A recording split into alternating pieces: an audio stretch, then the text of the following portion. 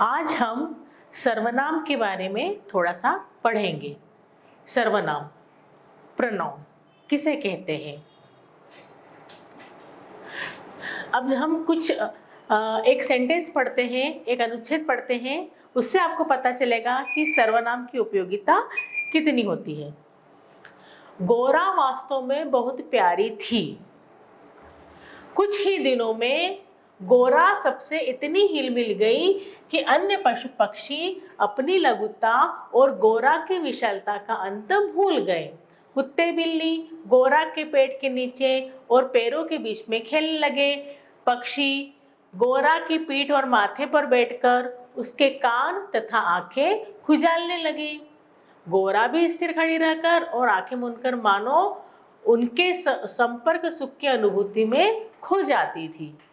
इस अनुच्छेद में हमने गोरा शब्द के बारे में, गोरा शायद गाय या भैंस होगी, लेकिन मैंने बार बार गोरा गोरा गोरा बोला तो क्या हो गया, एक तो अनुच्छेद बड़ा लंबा हो गया और बार बार उसी शब्द को सुनकर थोड़ी सी बोरियत भी महसूस होती है। तो एक बार गोरा बोलने पर उसकी जगह, संज्ञा की जगह जब हम किसी और शब्द का उपयोग करते हैं तो वह सर्वनाम कहलाता है ना। संज्ञा शब्दों के स्थान पर वह, अपनी, उसकी, उसके, उनके आदि का शब्द का प्रयोग किया जाता है, जिससे यह शब्द बोलने में और सुनने में अच्छे लगते हैं। जैसे हम फिर से पढ़ेंगे, गोरा वास्तव में बहुत प्यारी थी। कुछ ही दिनों में वह सबसे इतनी हिलमिल गई कि अन्य पशु पक्षी अपनी लघुता और उसकी विशालता का अंतर भूल गए। अब हमने गोरा की जगह वह का प्रयोग किया है। एक बार गोरा बोल दिया, अब आप समझ गए हैं कि हम वह बोला तो हम किसके बारे में बात कर रहे हैं, गोरा के बारे में बातचीत कर रहे हैं। ठीक है, तो संज्ञा के स्थान पर प्रयोग होने वाले शब्द सर्वनाम कहलाते हैं। क्या परिभाषा हुई? संज्ञा के स्थान पर प्रयोग होने वाले शब्द सर्वनाम कहलाते हैं। अब सर्वनाम के भेद, कितने भेद होते हैं, सर्वनाम कितने प्रकार के होते हैं? तो सर्वनाम के 6 भेद होते हैं।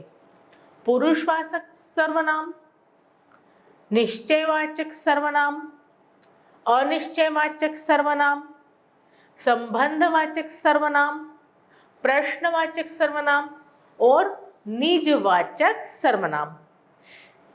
इन नामों से ही आपको पता चल जाता है कि इनकी विशेषता क्या है। जैसे पहले हम पढ़ेंगे पुरुषवाचक सर्वनाम। आकाश ने विकास से कहा, मैंने तुम्हें कल ही बता दिया था कि वह आज खेलने नहीं आएगा। अब इसमें आकाश उपयुक्त वाक्य में संज्ञा के स्थान पर 3 शब्दों का प्रयोग यहाँ है, जैसे मैंने, तुम्हें और वह। यह सभी सर्वनाम शब्द है। आकाश ने विकास से कहा तो आकाश की जगह क्या प्रयोग में आया, मैंने। विकास तुम्हें कल ही बता दिया था कि वह किसी थर्ड पर्सन के बारे में बातचीत हो रही है। तो इसमें 3 शब्दों का प्रयोग हुआ है, मैंने, तुम्हें और वह। यह सभी शब्द सर्वनाम है।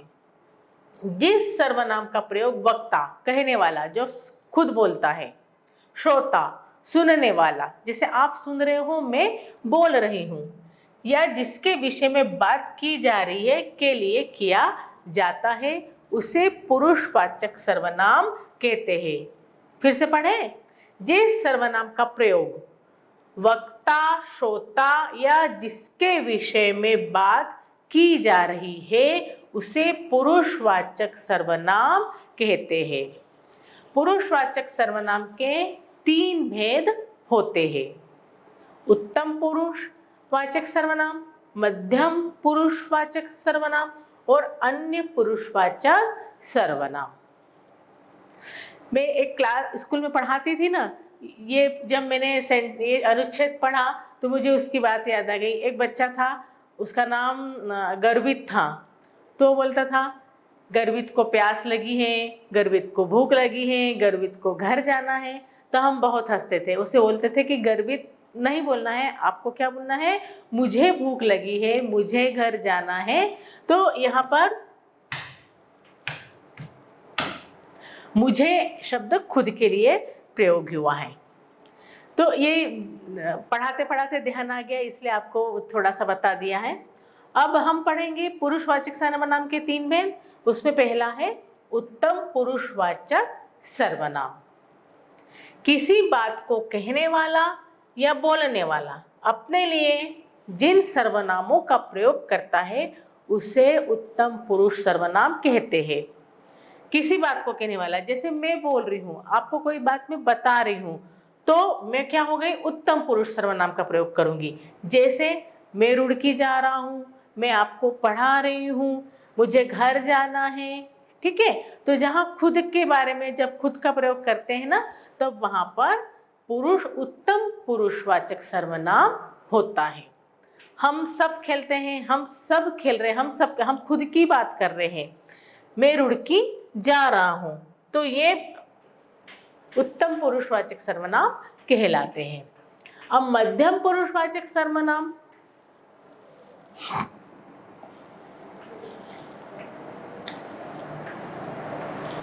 मध्यम पुरुषवाचक सर्वनाम बोलने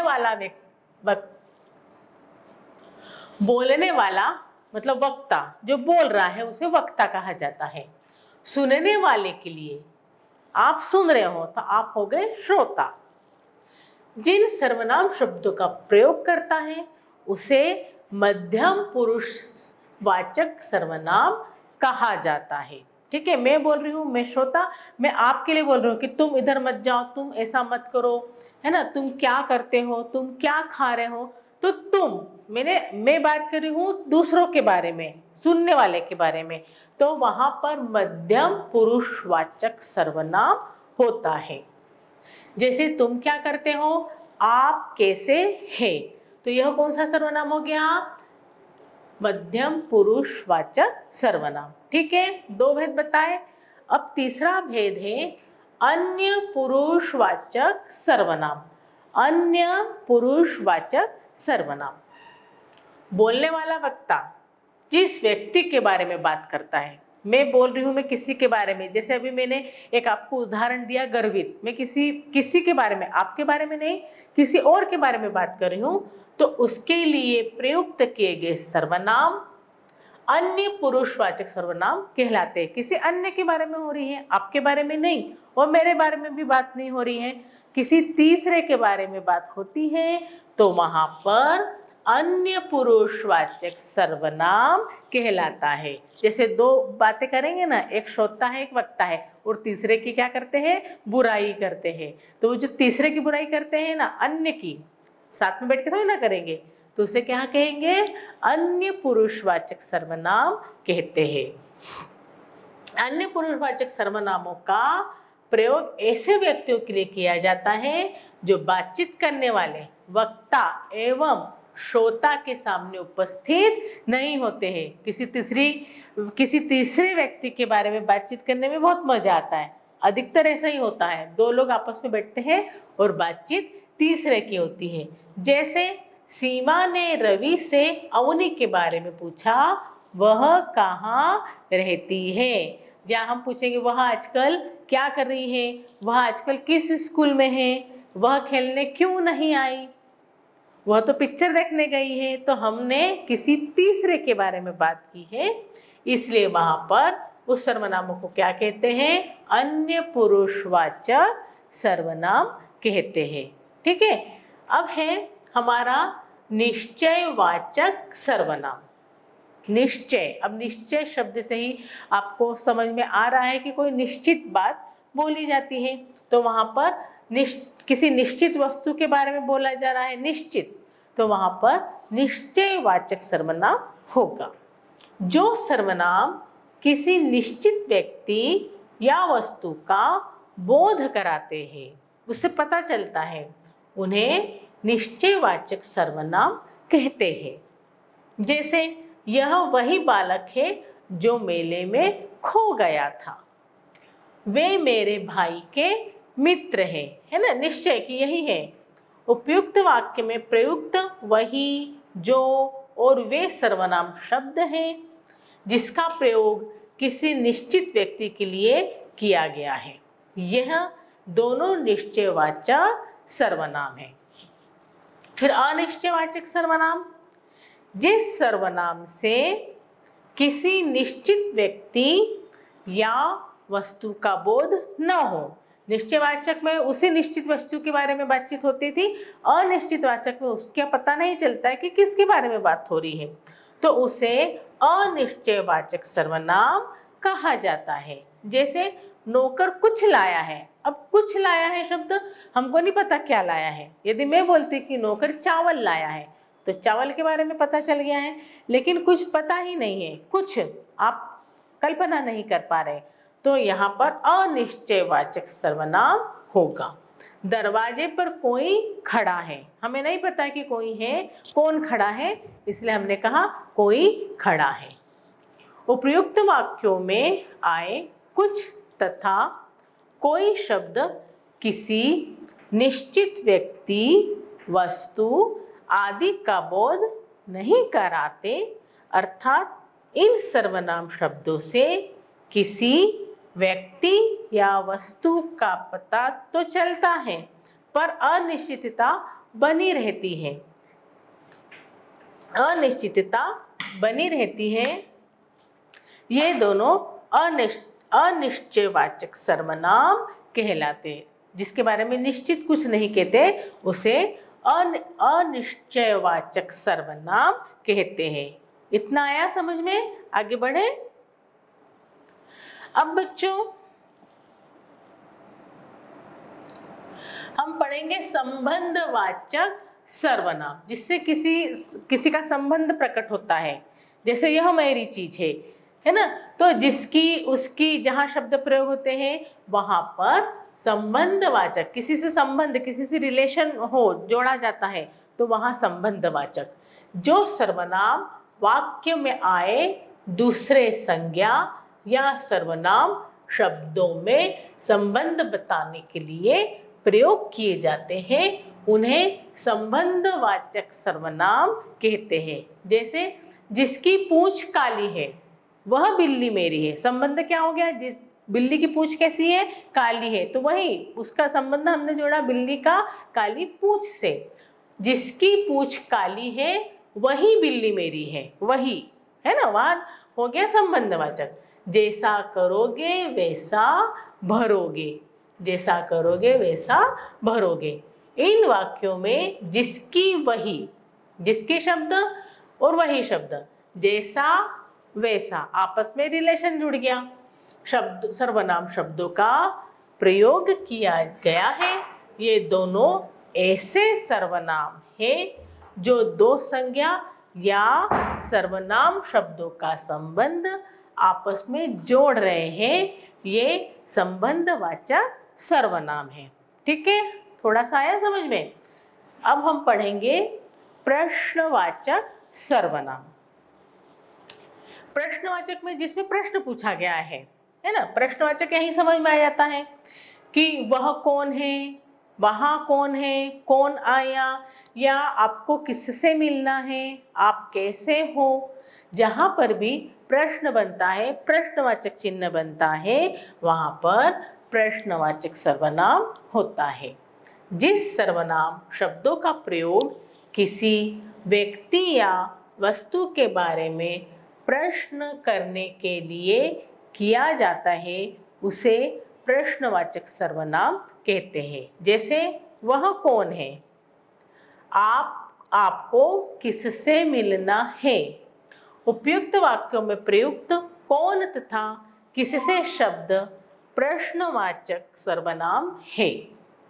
इनका प्रयोग किसी व्यक्ति या वस्तु के बारे में प्रश्न करने के लिए किया जाता है। अब है निजवाचक सर्वनाम। निज, जिस सर्वनाम शब्द का प्रयोग बोलने वाला स्वयं के लिए करता है। मैं आ रही हूँ, मैं खा रही हूँ, मैं जाती हूँ, ठीक है, तो अर्थात जिसमें निजता, अपनेपन का बोध होता है, उसे निजवाचक सर्वनाम कहते हैं। मैं अपना काम स्वयं करूँगा, वह खुद चला गया, इन वाक्यों में स्वयं तथा खुद शब्दों का प्रयोग निजवाचक के अर्थ में किया गया है। यह निजवाचक सर्वनाम कहलाता है। तो अभी हमने सर्वनाम पढ़ा, ठीक है। अब इसमें कुछ प्रश्न दिए गए हैं, उसको भी आपको हल करना है। पहले तो हम जान लेंगे क्या क्या पढ़ा है हमने। तो संज्ञा के स्थान पर प्रयोग किए जाने वाले शब्द सर्वनाम कहलाते हैं। संज्ञा के स्थान पर प्रयोग किए जाने वाले शब्द सर्वनाम कहलाते हैं। सर्वनाम वाक्य को सहज और सरल बनाते हैं। सर्वनाम के 6 भेद होते हैं: पुरुषवाचक, निश्चयवाचक, अनिश्चयवाचक, प्रश्नवाचक, संबंधवाचक और निजवाचक सर्वनाम। सर्वनाम वह और वे का प्रयोग निश्चयवाचक और पुरुषवाचक सर्वनाम दोनों के लिए ही किया जाता है। वह और वे का प्रयोग निश्चयवाचक और पुरुषवाचक। अब यहाँ कुछ प्रश्न दिए हैं जिसे आपको हल करना है। जैसे संज्ञा के स्थान पर प्रयोग किए जाते हैं, इसका उत्तर क्या है? इसका आंसर क्या है? सर्वनाम है। ठीक है, इसका आंसर क्या है? सर्वनाम है। सर्वनाम के भेद, सर्वनाम के कितने भेद होते हैं आपको बताना है। कितने भेद होते हैं? सर्वनाम के 6 भेद होते हैं। सर्वनाम के कितने भेद होते हैं? 6 भेद होते हैं।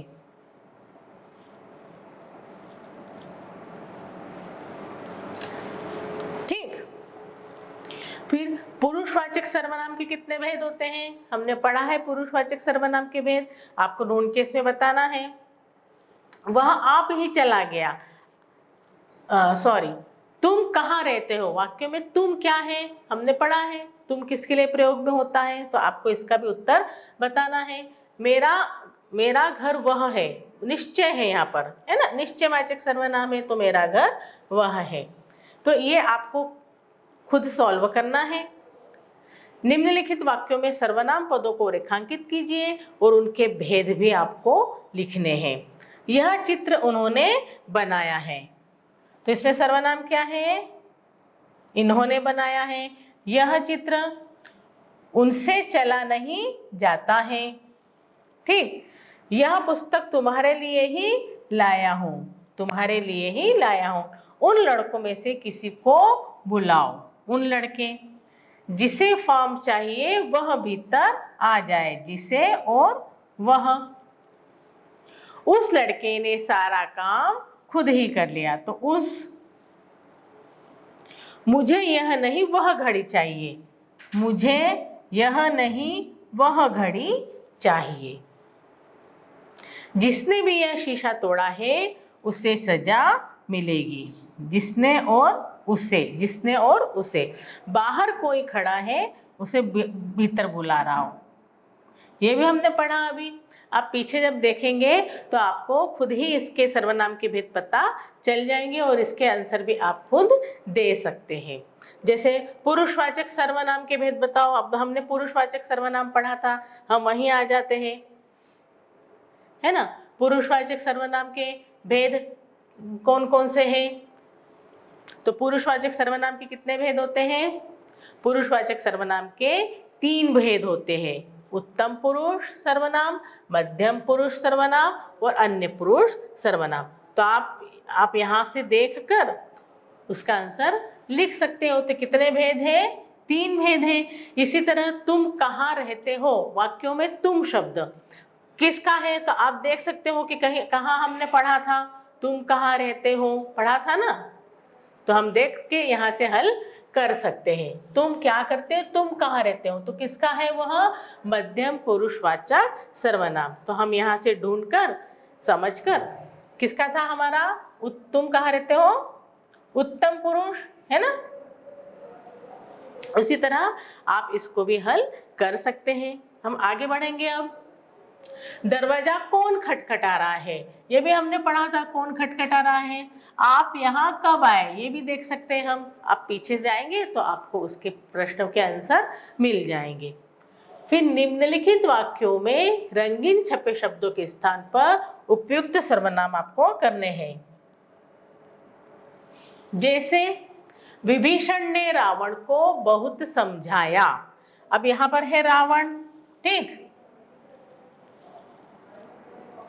विभीषण ने रावण को बहुत समझाया पर रावण की समझ में नहीं आया। तो रावण की जगह हम क्या लिख सकते हैं? उसे। क्या लिख सकते हैं? उसे लिख सकते हैं। पांडव 5 थे, पांडवों ने कौरवों के साथ युद्ध किया। पांडव कितने थे? पांडव 5 थे। पांडवों ने कौरवों को युद्ध में हराया।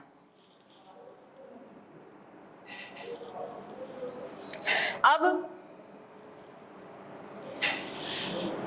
पांडव ने, हमको 2 बार नहीं बोलना है, तो पांडव 5 थे, उन्होंने कौरवों को युद्ध में हराया। तो यहाँ क्या आएगा? उन्होंने, ठीक। धृतराष्ट्र अंधे थे, धृतराष्ट्र अपने बेटों का पक्ष लेते थे। अब इस धृतराष्ट्र एक बार आ चुका है, तो दूसरी बार में क्या बोलेंगे? वह अपने बेटों का पक्ष लेते थे। यहाँ क्या आ जाएगा? वह आ जाएगा। फिर भारती आज विद्यालय नहीं आएगी, भारती को बुखार है, तो इस भारती की जगह क्या आ जाएगा? उसे बुखार है। किसान ने जब किसान के बेटों को आपस में लड़ते देखा तो किसान को बहुत दुख हुआ। किसान ने जब, अभी इस किसान की जगह अपने भी आ सकता है, अपने बेटों को आपस में झगड़ते देखा तो उसे या उसको, उसे बहुत दुख हुआ, ठीक है। इसी तरह सभी वाक्यों के सामने सही वाक्यों के सामने सही और गलत वाक्यों के सामने आपको गलत का चिन्ह बनाना है। सर्वनाम में संबंध कारक नहीं होता है, हमने पढ़ा था संबंधवाचक, तो यह गलत है। तू उत्तम पुरुषवाचक सर्वनाम है, आप देख सकते हैं कि तू उत्तम पुरुषवाचक है क्या? तुम या तू, ठीक है। कुछ अनिश्चय सर्वनाम है, हमने पढ़ा था ना, कुछ या कोई बाहर खड़ा है, तो ये सही है। क्या प्रश्नवाचक सर्वनाम है? हाँ। कोई निश्चयवाचक सर्वनाम है? नहीं। हम उत्तम पुरुषवाचक सर्वनाम है? हम, आपने देखना हम उत्तम पुरुषवाचक सर्वनाम है या नहीं। निम्नलिखित प्रश्नों के उत्तर दीजिए। अब आपको इन प्रश्नों के उत्तर लिखना है पीछे से पढ़कर, और इसमें से आपको अशुद्धियां सुधारनी है। जैसे बाहर कुछ खड़ा है, जाकर देखो, तो यहाँ कुछ आएगा क्या? यहाँ क्या आएगा? बाहर कोई, है ना, हम यही बोलते हैं ना, कुछ थोड़ी ना होता है, कुछ तो वस्तु के लिए होगा। यह पत्र कौन ने भेजा है? तो यहाँ पर क्या आएगा? बताओ, यह पत्र किसने, क्या आएगा? किसने, यह पत्र किसने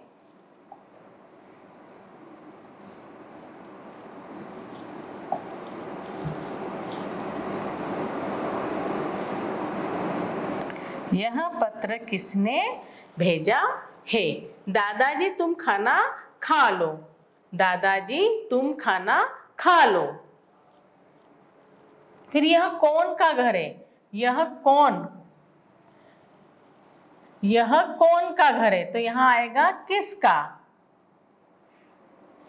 और तुम की जगह आएगा आप, है ना, दादाजी आप खाना खा ले।